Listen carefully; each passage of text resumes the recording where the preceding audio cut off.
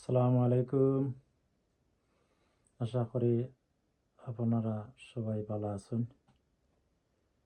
বাংলাদেশের ক্রিকেট খেলা নিয়ে আজ একটা সিদ্ধান্ত করা হয়েছে, যেন আমরা মুস্তাফিজরে যখন নেওয়া হয়েছে না বাধ্য হয়েছে, আমরা ইন্ডিয়াতে গিয়ে খেলাইতাম না, আমরা নিরাপত্তা একজনের দেওয়া যান না। আর অত মানুষের কীভাবে দেওয়া হইব, আমরা সাংবাদিকরে কীভাবে দেওয়া হইব, আমরা দর্শকরে কীভাবে দেওয়া হইব, আমরা যারা যাইবা এই দেশ থেকে তারা কীভাবে দেওয়া হইব, কোনো নিরাপত্তা দেওয়া হইতো না। ও কথাটাও জায়গার থাকুক, এই কথাটা খুবই ভালো হয়েছে। আমরা দেশের মান মর্যাদার কিছু দরকার আছে, তারা যে বেলা মনে হয় আত লইব নইলে লইতো নাই, এটা তো হইতে পারে না। এতে যে সিদ্ধান্তটা করা হয়েছে এই সিদ্ধান্তের উপরে অটল থাকা হোক। আমি দেশবাসীর সবার উপরে এটা আশা ব্যক্ত করলাম, যেন আপনারও সমর্থন করুকা।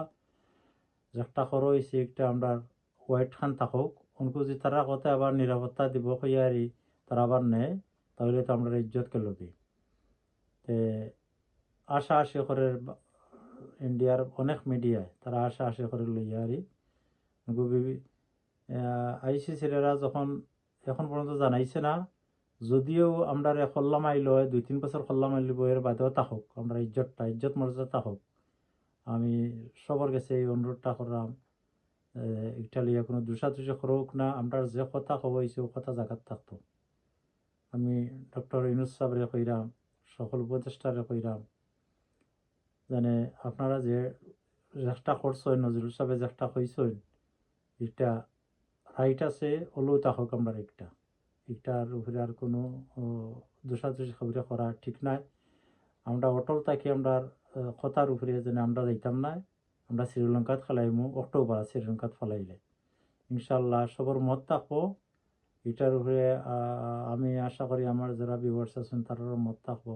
দেশবাসী সবার কাছে অনুরোধ করি যেন আমরা নিচে আর যাওয়ার দরকার নাই। উনকু যদি তারা কথায় আবার আমরা ইন্ডিয়াত যাই বলে আমরা নিরাপত্তা দইব দর্শক হলার, এর বাদেও হইতো না। তারা নিরাপত্তা দিত না, লইয়া আসা আসি করবো।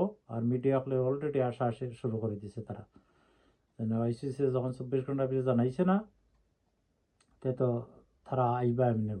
তো এইটা আমরা সহ্য করতে পারতাম না। আমি দেশবাসীর উদ্দেশ্য কইরাম যেন আপনারা এটা অটল থাকুকা। আমরা যে কথা কইছিলাম সরকার পক্ষ থেকে একটু বেস্ট। ওকে, আল্লাহ হাফিজ, ভালো থাকুকা। আসসালামু আলাইকুম রহমতুল্লাহি বারাকাতুহু।